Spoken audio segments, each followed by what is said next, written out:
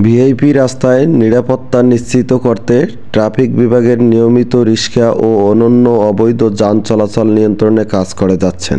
আজকে এমনই এক অভিযানে একটি অটোরিকশা ভুলবশত ভিআইপি রাস্তায় প্রবেশ করে। তাৎক্ষণিকভাবে ট্রাফিক পুলিশ সিগন্যাল দিয়ে রিক্সাটি থামিয়ে দেয়। রিক্সায় থাকা একজন বয়স্ক চালক জানায় তিনি শারীরিকভাবে সম্পূর্ণ অচল এবং রিক্সা থেকে নামার ক্ষমতা তার নেই।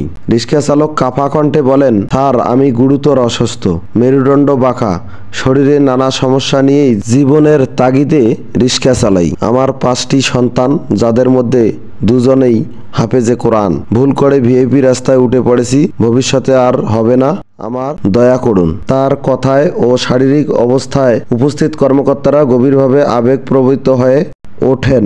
মানবিক দৃষ্টিকোণ থেকে বিষয়টি বিবেচনা করে তাকে সতর্ক করে ছেড়ে দেওয়া হয়। নাম কি আপনার ভাই? জালালউদ্দিন। বাড়ি কোথায়?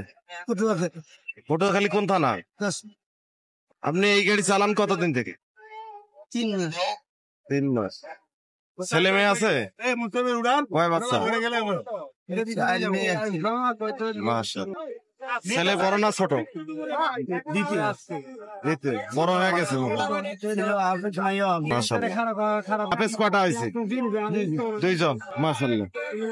ঠিক আছে, যান। কোন দিক দিয়ে যাবেন এখন?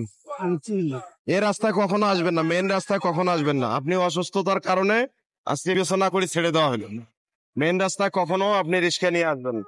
হ্যাঁ, ব্যাটারি চালিত রিক্সা মেন রাস্তায় এলাও না।